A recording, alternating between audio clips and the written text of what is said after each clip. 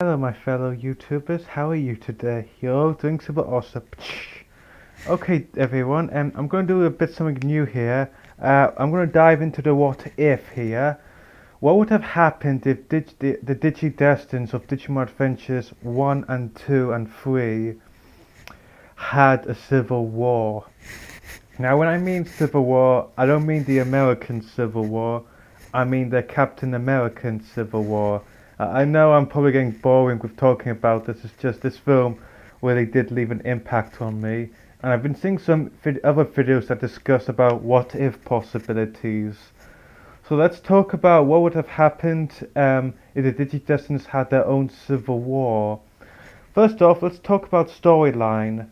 Let's see. Well, in Digimon Adventure Tri episode 1, we see Tai and Greymon have a fight with a Kawagamon, and it almost destroys an airport. And later, the other Digidestins come in to help them, and then they're picked up by some government officials. Now let's use something like that. Okay, first off, let's say the O2 Digidestin not in here. I don't know what happened to them in Tribe, but I know they're in some kind of trouble. But let's put them into this mix also. Let's imagine the Digidestins in between Tri and 2 had a problem with the government. Like the government witnessed Mayo My Otismon's attack on Earth by clouding it on darkness.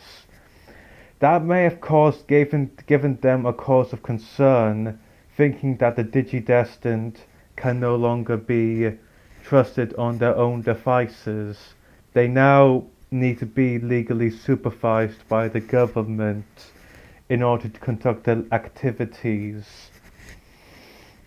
And before anyone asks, this has happened before in Digimon Season 5 Data Squad. So government being involved with Digimon, it has happened, so we can't deny it in Digidestined. The government would see attacks like the control spies around the world, and they might send their officials to tell the Digidestined that they now need to become part of this special task force set up by the government in order to remain in business. If they don't, they would legally become fugitives. Some of the Digidestins might not sit well with this because, well, it's against their human rights. They're asking to do something when, due to their abilities, when in reality they didn't ask for it in the first place. What I'm trying to say is they didn't ask to be Digidestined, so they were chosen to be Digidestined. And the government is pretty much asking them to do something do something with that when they didn't really have a choice to begin with at the first place.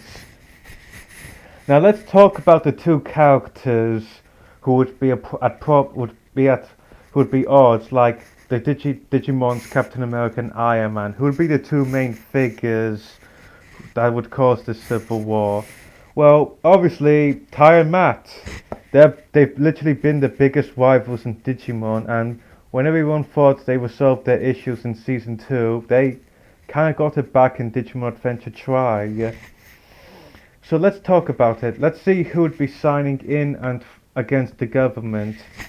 Well, I think Matt would want to sign with the government because in season 2, the first episodes, he felt we should be doing.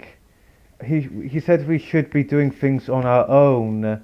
Like, granted, this may seem like an argument against the government, but at the same time, he does know about family safety. Like in season 1, he's very protective of his little brother, and against the whole group, he probably would want to sign the government list since he wants to make sure the group is safe, to make sure that they wouldn't want to be in violation with anyone, since the government would automatically make them fugitives if they don't sign this and transform to this special task force. So Matt would be Iron Man in this, since he wants to look after everyone and make sure no one gets in trouble with Digimon or with the legal system. Now let's talk about Ty, the Captain America. The reason why I think Ty would be against this is because, well, they've done what they can for the world. Like, they've wanted to make sure everyone is safe. I mean, he's seeing the problems with the Digimon, Poweredmon, Myotismon, the Control Spires, Blackwell Greymon. He sees the threats to the human world, and he knows that. And when I mean, remember in the Round the World arc, the government did try to send the armies there, but it didn't really do anything. The Digimon couldn't really be affected by these tanks, so it's kind of like we have to do our jobs properly. We've been fighting these guys for so long. We're pretty much the only people who know how to handle them. But yes, this makes him a bit arrogant. But then it's Ty. He does have a bit of an arrogant side, and he would want to try to keep everyone protected, but he realizes that this can't happen because this is a violation of their human rights as people. I mean, it's kind of legal slavery, forced slavery for the Digidestins if they signed this. And remember, he's courage. He would be willing to stand up against the Digimon after so many battles. He wouldn't want to do something so silly, like just give away his human rights on the platter, like that. And again, like you said, they're kids. They're kids. They have to look. They shouldn't be getting into something so personal with the government. I think he would agree to sign with the government, but he'd only have agreed to it if they were older, like at least over 21 or 30, since that's a proper age for them to do this. So that's Ty and Matt, reasons why they would be against each other. Now let's talk about sides. Let's look at all the Digidestined. First off is Sora. I think Sora would go with Matt's team because not because they're dating, but because she's kind of the peacemaker, a peacemaker. Like Matt, she doesn't want anything bad to happen, but she realizes that can't happen with the Digidestined going at odds with each other. But with the government, they may be a bit secure. They won't have so many problems with getting into trouble.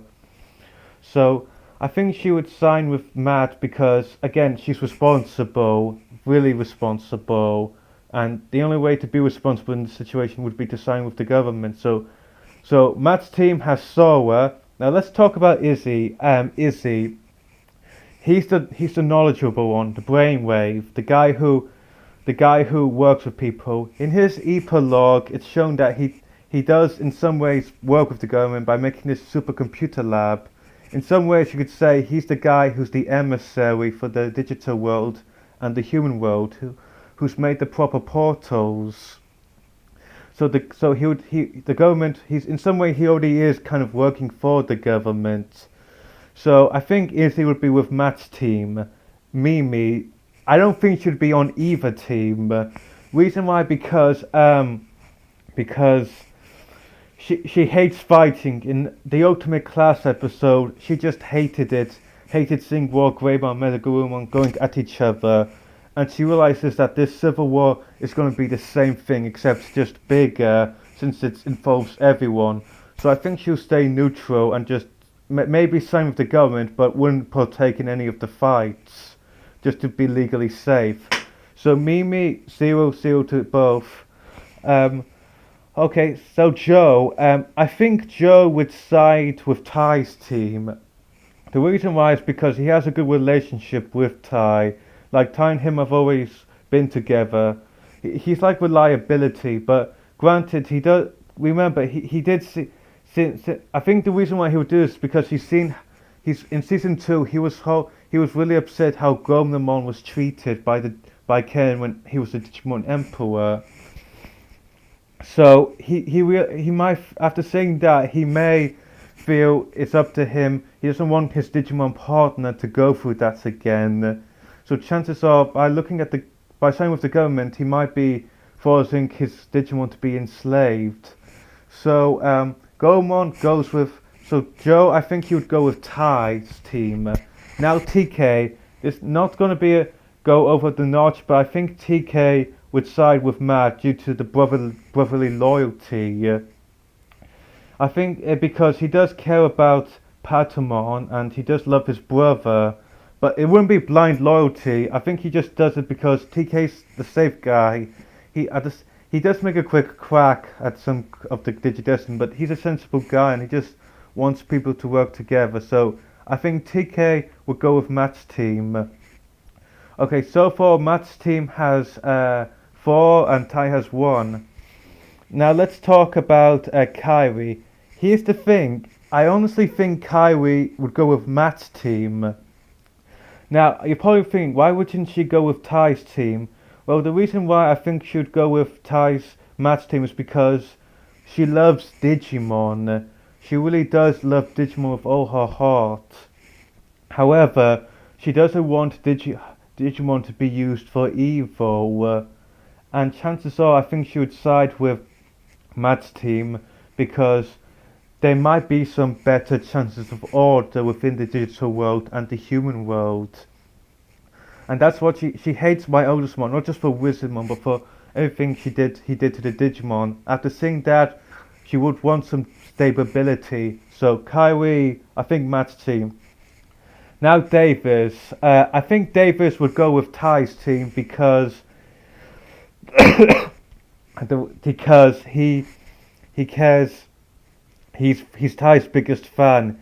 He likes him, and I think, like, remember, Davis had a fight with Mayo, my oldest one, like head-on mind fight with him. My oldest one wanted to take over the world. He made his fellow teammates and the children all give in to fear, but Davis didn't give in to fear. He knew this guy was bad. He knew he was going to take over the human world and the digital world, and he fought against that. Okay.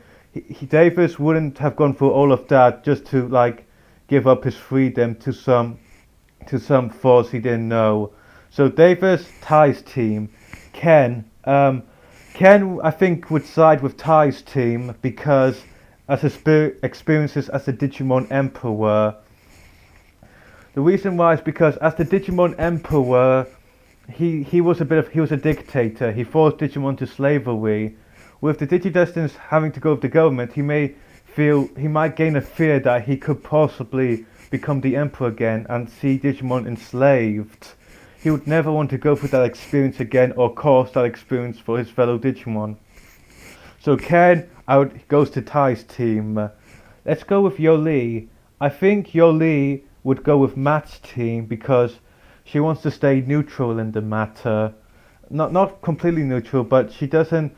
Like she said, she wants to have a normal life. She doesn't want to get into trouble, but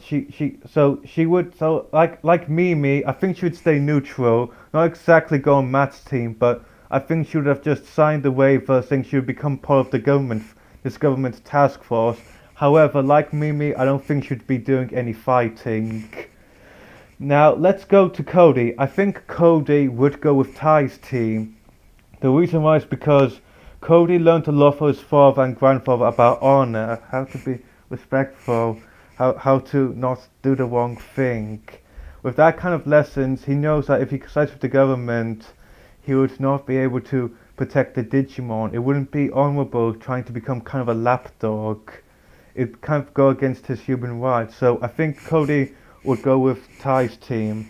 Now, as for the conclusion, I could just only say it's going to be rough between the two sides. Chances are they will get both sides to increase their numbers by getting the Digidestin across the world, like Michael and Willis. But that's just, it depends how far this civil war goes between the two Digidestin teams. Well, that's my opinion of what would have happened in the civil war, who would go on whose team. If you have your own opinions on what would cause a civil war and who would be the two main team captains and who would join those two teams, please leave a comment below. Until then, I'm the Nerd King and I hope you're doing great.